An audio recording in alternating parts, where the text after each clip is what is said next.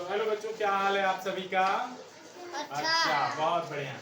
तो आज की इस क्लास में हम थोड़ा सा इतिहास पढ़ने वाले हैं और इतिहास विषय पे हम जो चर्चा करेंगे वो हमारा टॉपिक होगा बच्चों आधुनिक इतिहास के बारे में। सबसे पहले इतिहास शब्द पे थोड़ा सा फोकस कर देते हैं बच्चों। इतिहास शब्द जो है दो शब्दों से मिलके बना है, इति धन हास।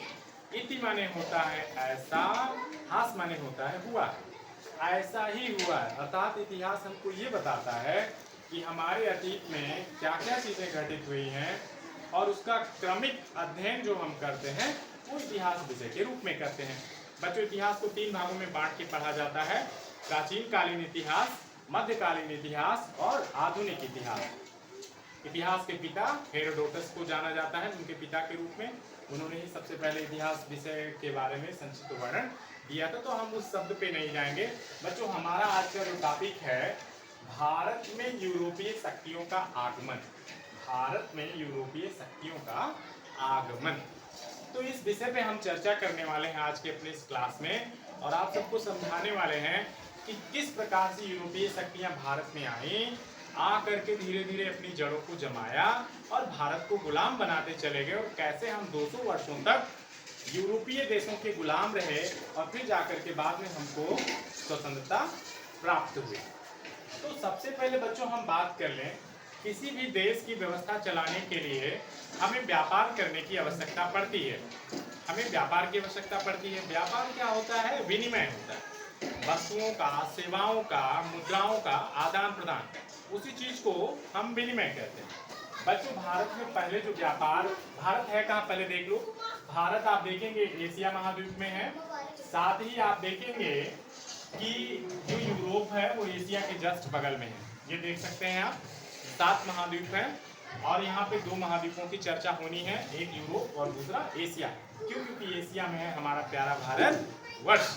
तो आप देख पा रहे हैं कि ये यहाँ दक्षिण में स्थित है, हमारा दक्षिणी एशिया में स्थित हमारा भारतवर्ष, और ये पश्चिम में यूरोप आपका स्थित है। आप यहाँ देख पा रहे हैं कि पहले जो व्यापार भारत में बच्चों होता था वह व्यापार फारस की खाड़ी, ये आपका फारस की खाड़ी है यहाँ पे, इस फारस की खाड़ी के माध्यम से यहाँ से समुद्री व्यापार होता था और इधर से आकर के भारत के दक्षिणी तटों पर लोग आते थे और व्यापार करते थे। दूसरा जो मार्ग था बच्चों वो लाल सागर मार्ग था। ये आप देख सकते हैं लाल सागर मार्ग, यहाँ पे अफ्रीका और एशिया और यूरोप का ये ट्रायंगल टाइप में है। यहाँ से बच्चों ये लाल सागर से लोग आते थे और भारत के दक्षिणी भाग से होते हुए अन्य भागों में जाते थे और व्यापार करते थे। ये भी एक समुद्री मार्ग था। तीसरा जो था बच्चों वो मध्य एशिया से मिस्र और यूरोप। आप देख पा रहे होंगे यहाँ पे ये अफ्रीका और यूरोपीय भाग थोड़ा सा ये सटा हुआ है, ये देख पा रहे हैं आप। यहाँ से लोग आते थे यूरोप के माध्यम से होते हुए, यूरोप और एशिया से होते हुए अफ्रीका, और अफ्रीका से फिर यहाँ से समुद्री मार्ग पकड़ करके ये कोने से यहाँ पे देखिए अरब सागर होते हुए यहाँ इस रास्ते से भारत में आकर के व्यापार करते। तो कह सकते हैं यूरोप से जो व्यापार करने के 3 प्रमुख मार्ग थे बच्चों। पहला फारस की खाड़ी वाला मार्ग, ये आप देख सकते हैं यहाँ पे। दूसरा लाल सागर था और तीसरा ये स्थलीय भाग, तीसरा ये स्थलीय मार्ग था यहाँ पे। ये मिस्र और यूरोप का जो एक जुड़ाव क्षेत्र है जहाँ पे, वहाँ से आकर के भारत में व्यापार करते थे। लेकिन जब व्यापार हो रहा था बच्चों तो उस समय एक देश था इटली, उस समय का बहुत जो है शक्तिशाली देश था। उसका इन मार्गों पर जो है एकाधिकार था। स्पेशली भारत से जो वस्तुओं का व्यापार होता था उस पर ये जो इसके प्रमुख व्यापारिक केंद्र थे जिनेवा और वेनिस, ये देख सकते हैं आप, ये इटली के प्रमुख व्यापारिक केंद्र हैं जिनेवा और इटली। यहाँ से भारत के लिए वस्तु विनिमय जो होता था उस पर इटली का एकाधिकार था। तो बाकी यूरोपीय देश नहीं आ पा रहे थे भारत से व्यापार करने के लिए। बाद में क्या हुआ कि ये जो थोड़ा बहुत व्यापार समुद्री मार्गों से हो रहे थे, चित्रकूट जो सागर आपको दिखाई पड़ रहे हैं, इन सागरीय मार्गों पर अरबीय कंट्रीज जो थी, जो तुर्की देश थे, उन तुर्की देशों ने क्या किया, कुस्तुनतुनिया पे हमला कर दिया 1453 में और उस मार्ग पर कर लिया कब्जा। अब जो ये 2 जलीय मार्ग थे उन जलीय मार्गों पर हो गया भाई साहब तुर्कों का कब्जा। उन्होंने कहा हम यूरोपियों को व्यापार इस रास्ते नहीं करने देंगे। अब यूरोपीय लोगों को होने लगी बड़ी दिक्कत और लोगों ने ये सुना था भारत पहले से ये क्या है, सोने की चिड़िया है। अब भारत से व्यापार करने के लिए उन्होंने नए नए रास्तों की खोज करना शुरू कर दी। नए रास्ते खोजने के लिए अब उनको अटलांटिक महासागर से होते हुए ऐसे हिंद महासागर के रास्ते आना था भारत। तो इन रास्तों पर आने के लिए उनको चाहिए था बड़ा जहाजी बेड़ा, सैनिक, खाने पीने की चीजें और धन। इसके लिए उन्होंने क्या किया, वहां के स्थानीय राजाओं को प्रलोभन दिया कि आप हमको भेजिए, धन दीजिए, हम जाएंगे, आपका धन बढ़ाएंगे, धर्म बढ़ाएंगे, ईसाई धर्म था उनका, धर्म बढ़ाएंगे और आपके प्रशासन को लेके जाएंगे, अर्थात आपके ध्वज को बढ़ाएंगे।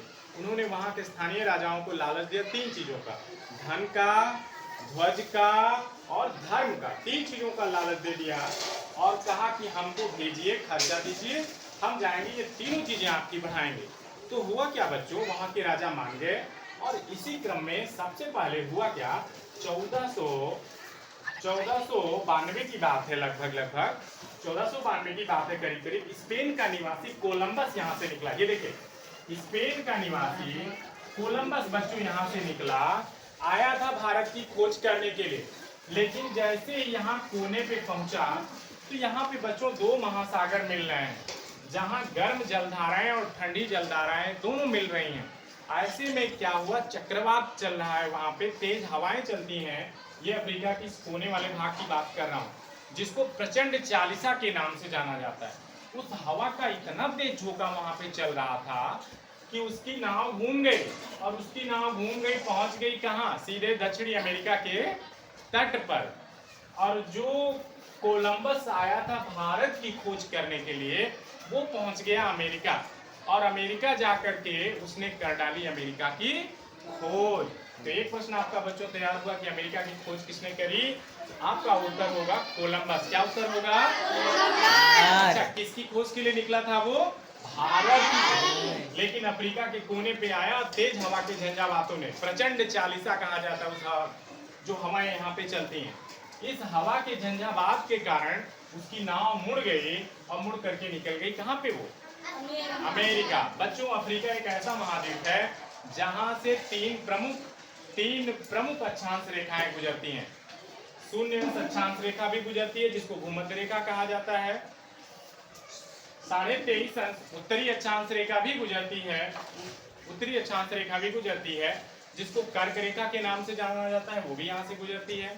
साथ ही 23.5 दक्षिणी अक्षांश रेखा भी यहाँ से गुजरती है, जिसको मकर रेखा के नाम से भी जाना जाता है। तो ये प्रश्न ये भी याद रखिएगा कि 3 रेखाएं यहाँ से गुजरती हैं, जो प्रमुख 3 रेखाएं हैं, वो तीनों की तीनों अफ्रीका से होके गुजरती हैं। याद रहेगा सबको। अफ्रीका को अंध महाद्वीप के नाम से भी जाना जाता है। क्यों जाना जाता है वो मैं आपको बाद में बताऊंगा। फिर ये देखेंगे अफ्रीका के पश्चिम में अटलांटिक महासागर, यहाँ से निकल गया, वो दक्षिणी अमेरिका पहुंच गया। बच्चों, अमेरिका का नाम अमेरिगो वेस्पुसी नामक एक व्यक्ति था, उसके नाम पर पड़ा हुआ है। लेकिन अमेरिका की खोज किसने करी है, तो आपका उत्तर होगा कोलंबस। समय बीतता गया, लालच तो मन में था ही व्यापार करने का और धन कमाने का, तो बाकी के राजाओं ने लोगों को भेजना जारी रखा। इसी बीच पुर्तगाल के एक शासक थे मैनुअल ने वास्को डिगामा को भेजा। वास्को डिगामा एक जो है सैन्य कमांडर था, वह एक पॉइनियर था, एक अन्वेषी था, चीजों को खोजने वाला, नए नए स्थान को खोजने वाला व्यक्ति था। वह अपनी सेना और अपना अकड़म बकड़म लेकर के निकला जहाज को, और ढूंढते हुए आगे बढ़ता गया और उसने इस झंझावात को भी पार कर लिया। और इस झंझावात को पार करके इस कोने से, अफ्रीका ये जो कोना आप देख रहे हो, जिसको केप ऑफ गुड होप नाम दिया उसने। क्या नाम दिया, केप ऑफ गुड होप। ये किसने नाम दिया, वास्को डिगामा ने। और यहाँ से बच्चों निकला ऐसे और घूमते हुए अरब सागर के किनारे से होते हुए आ गया केरल के कालीकट तट पर। कालीकट कोच्चि का वो स्थान, यहाँ आके बच्चों में पहुंच गया 1498 ईस्वी में। और इस प्रकार वह पहला यूरोपीय था जिसने भारत को यूरोपीय लोगों के लिए खोज निकाला। हालांकि जो लोग ये कहते हैं कि वास्को डिगामा ने भारत की खोज की, तो अरे पगले, आपको बता दूं कि भारत तो पहले से अस्तित्व में था। भारत तो एक विश्व गुरु था। उस समय भी भारत में बहुत बड़ी बड़ी यूनिवर्सिटीज, बहुत सारे खोज, बहुत सारी चीजें हो रही थी। तो भारत को कौन खोजेगा, जो चीज पहले अस्तित्व में हो उसको कौन खोजेगा। तो कुछ जो है विदेशी इतिहासकार ये कहते हैं कि भारत की खोज उसने करी, क्योंकि ये हमारे बच्चों को विडंबना रही है कि भारतीय इतिहास को लिखने का काम विदेशियों ने किया। ठीक, विदेशियों ने किया। और वो पहला विलियम जोन्स था जिसने एशियाटिक सोसाइटी ऑफ बंगाल की स्थापना करी और उसने भारतीय इतिहास इत्यादि के बारे में लिखना पढ़ना शुरू किया और भारतीय जो तमाम धार्मिक ग्रंथ उपनिषद पुराण इत्यादि थे उनका अंग्रेजी में उसने अनुवाद करना शुरू किया था। तो आप जानेंगे भारत पहले से अस्तित्व में था, उसको किसी ने खोजा नहीं था, पहले जान लें। हाँ, फिलहाल यूरोपीय लोगों के लिए उसने खोज किया था। किसने? वास्को डी गामा ने। 1498 में पहुंचा। यहाँ के राजा थे जिनकी पदवी थी जमोरिन। उन्होंने बहुत उसका आवभगत किया, खूब खिलाया पिलाया और खिला पिला करके उसको ढेर सारा मसाला इत्यादि दिया और उसने भी बहुत सारी पुर्तगाली चीज़ें उस राजा को भेंट करी। और जब ये वापस लौट के गया तो वहाँ जो पुर्तगाल का शासक जिसने उसको भेजा तो बहुत खुश हुआ, क्योंकि इसने जो भी खर्च किया था आने जाने में उसका 60 गुना अधिक लाभ कमा करके राजा को दिया। अब इन लोगों के मन में और ज्यादा लालच आ गया और इस प्रकार से बच्चों यूरोपीय लोगों का भारत में अब आना जाना हो गया, क्योंकि इसने एक नए समुद्री मार्ग की खोज कर ली भारत में आने के लिए और भारत में व्यापार करने के लिए। फिर ये आया, माना नहीं, फिर ये आया 1502 ईस्वी में आया। 1502 ईस्वी में आया और इसके साथ एक और जो है नाविक आया, एक और नौसैनिक आया, पेड्रा अल्वारेज कैब्राल करके आया। अब इसके बाद उसने सैनिकों को भी लेकर के अपने साथ में चला आया। आकर के अब जब ये फिर भारत में आया तो यहाँ से जो अरब व्यापारी थे, जो अरब के लोग थे, उन्होंने इसका विरोध करना शुरू कर दिया था। उन्हीं विरोधियों को परास्त करने के लिए अपने साथ नौसैनिकों को ले आया और ला करके यहाँ के जितने अरबी नौसैनिक थे सबको मार करके क्या कर दिया? भगा दिया। और अरब सागर के इस कोने पे बच्चों यहाँ पे पूर्ण रूप से, यहाँ पे देखें, पूर्ण रूप से पुर्तगाली लोगों का शासन हो गया।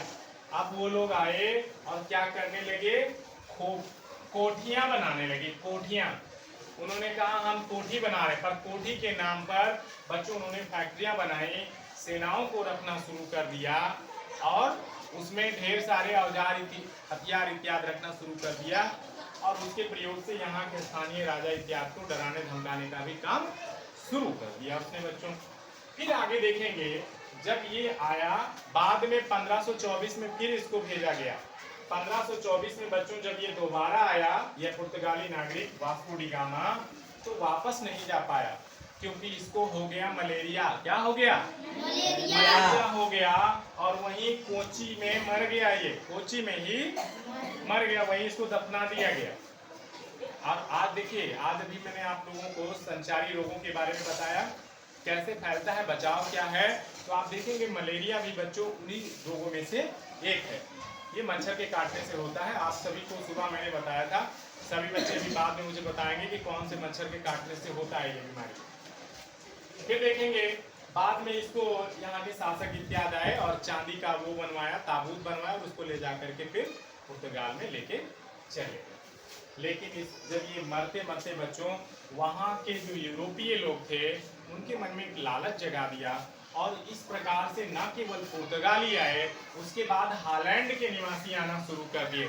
हालैंड के निवासियों को डच कहा जाता है। ब्रिटिश, जो ब्रिटिश उपमहाद्वीप है वहीं पे है हालैंड, और हालैंड के निवासी डच कहलाते हैं। वो लोग भारत में आना शुरू कर दिए। उसके बाद तो ये तो अभी तक ठीक ही था। सबसे ज्यादा विभत्स स्थिति तब हुई जब सन 1600 ईस्वी में वहाँ इंग्लैंड में ब्रिटिश शासन में जो है ईस्ट इंडिया कंपनी की स्थापना कर दी गई। और ईस्ट इंडिया कंपनी की स्थापना करके भारत में व्यापार के लिए एक बोर्ड बना दिया गया। और बाद में उसी बोर्ड का एक सदस्य 1608 ईस्वी में जहांगीर के दरबार में आया। कैप्टन हॉकिंस नाम का एक अंग्रेज आया और वह अंग्रेज आकर के यहाँ के राजा की खूब खुशामद करी, खूब बड़ाई करी और उनसे अधिकार पत्र मांगा, दस्तकनामा, फरमान मांगा कि मुझे व्यापार करने की अनुमति दी जाए। हालांकि यहाँ के जो राजा लोग थे वो पहले से ही पुर्तगालियों से डरे हुए थे, क्योंकि पुर्तगालियों ने कहा था किसी और को भारत में व्यापार करने की अनुमति ना दी जाए। नहीं, हम आपके जहाजी बेड़ों को सुरक्षा नहीं प्रदान करेंगे, आपके जहाजी बेड़ों को लूट लेंगे अरब वाले और तमाम सारे देश, फिर हमको मत बताइएगा, या मेरे ही सैनिक लूट लेंगे तो फिर हमसे मत कहिएगा। हालांकि फिर जो है, फिर ये आपका टॉमस रो नाम का बच्चों एक दूसरा वो आया 1615 में, एक दूसरा अंग्रेज आया और वो जहांगीर के दरबार में आके उसने अपने दस्ताने भेंट कर दिए और अपनी बग्घी एक घोड़ा गाड़ी होती है उसको भेंट कर दिया। और जहांगीर बहुत खुश हो गया बच्चों, खुश होकर के उसने दस्तकनामा दे दिया और कहा कि आप आइए और व्यापार करिए। और फिर यहीं से खूनी कहानी शुरू हो गई और अंग्रेजों द्वारा भारत को गुलाम बनाने का यह पहला कदम पड़ गया, जैसे ही जहांगीर महोदय ने उसको फरमान जारी कर दिया था, दस्तकनामा दे दिया, सर्टिफिकेट दे दिया कि आप आइए और भारत में व्यापार करिए। अब वो फिर इसके बाद उसने कंपनियां इत्यादि बनाना शुरू कर दी, फैक्ट्रियां बनाना शुरू किया। उसने भी भारत के समक्ष प्रस्ताव रखा कि हम आपका पुर्तगाली और अरबी जो है आक्रमणकारियों से रक्षा करेंगे, बदले में आप हमारे जो है सैनिकों को कुछ ना कुछ खर्च देते रहिए, हमारी कंपनियां स्थापित करने के लिए हमें जमीन दीजिए, हमें व्यापार करने के लिए छूट प्रदान करिए। और इन्हीं सब चीज़ों के लिए अलग अलग तरीके से मांग करना उन लोगों ने शुरू कर दिया। और इस प्रकार से बच्चों भारत में अलग अलग यूरोपीय देश आते रहे, कंपनियां बनाते रहे, कंपनी बनाने के नाम पे सेनाओं को स्थापित करते रहे, डिप्लॉय करते रहे और भारत को दिन प्रतिदिन गुलाम बनाना शुरू कर दिया। इसी के क्रम में फिर फ्रांस भी आया। आपसे पूछा जाएगा क्रम कि भारत में यूरोपीय शक्तियों के आगमन का क्रम क्या है यूरोपीय देशों का, तो आप जानेंगे सबसे पहले पुर्तगाली आए थे। कौन आए? दूसरे नंबर पर डच आए। कौन आए? तीसरे नंबर पर आपके अंग्रेज आए। कौन आए? चौथे नंबर पे आपके फ्रांसीसी आए। कौन आए? और ये लोग ना केवल आए बल्कि भारत में कंपनियां बनाई, कोठियां बनाई, सैनिकों को रखा, भारत के ही लोगों को लूटा और भारत के ही लोगों पर उल्टा जो है टैक्स इत्यादि का आरोपण शुरू कर दिया। और धीरे धीरे भारत के लोग जो कभी सोने की चिड़िया के देश के निवासी कहे जाते थे, धीरे धीरे गरीब पड़ने लगे, यहाँ की संपदाओं को वो विदेश में ले जाने लगे और फिर वहाँ से महंगे दामों पर ला करके भारत में बेचना शुरू कर दिया। तो ये कुछ बेटा ओवरव्यू आप लोगों को मिला है कि किस प्रकार से यूरोपीय कंपनियां भारत में आई, कहां से आई, कैसे कैसे खोज करा और खोज करने के बाद क्या क्या चीजें उन्होंने की। एक चीज और ध्यान रखिए, जब ये निकला था पुर्तगाली निवासी वास्को डी गामा भारत के लिए, तो उसमें कुतुबनुमा एक दिशा सूचक यंत्र था। कुतुबनुमा याद रखिएगा, कुतुबनुमा की सहायता से उसने क्या करा, दिशाओं की खोज करी। जो हमेशा नॉर्थ दिखाता था, जो हमेशा उत्तर दिशा को दिखाता था, उसी की सहायता से वह दिशाओं का ज्ञान करता रहा। धीरे धीरे यहाँ से निकला, यूरोप से अफ्रीका का चक्कर लगाते हुए, केप ऑफ गुड होप होते हुए अरब की खाड़ी से जा पहुंचा था कोची के तट पर। कोची कहाँ है? केरल में। केरल क्या है? भारत का एक दक्षिणतम राज्य है, याद रखिएगा। और सभी लोग मुझे कमेंट करके बताएंगे कि केरल की राजधानी क्या है। किसी को पता है केरल की राजधानी? कौन बताएगा? बताइए खड़े होके। बहुत अच्छे, तिरुवनंतपुरम। बहुत अच्छे। यहाँ के इस समय मुख्यमंत्री कौन है? गलत। केरल के मुख्यमंत्री कौन है? आप सभी पढ़िएगा और पढ़ करके मुझे बताइएगा। जहाँ तक मुझे संज्ञान में आ रहा है कि पिनरई विजयन इस समय वहाँ के जो है मुख्यमंत्री हैं। पर एक बार आप सभी लोग अपडेट होकर के मुझे कमेंट के माध्यम से इस वीडियो में बताइएगा। तो बच्चों आज के लिए इतना ही। आगे की क्लास में हम और डिटेल होकर पढ़ेंगे कि यूरोपीय कंपनियां आई तो सबसे पहले कहाँ आई, कहाँ कोठियां बनाई, उन्होंने क्या क्या चीजें भारत को दी और क्या क्या चीजें भारत से प्राप्त करी। आज की कक्षा आप सभी को कैसी लगी? अच्छी। Thank you.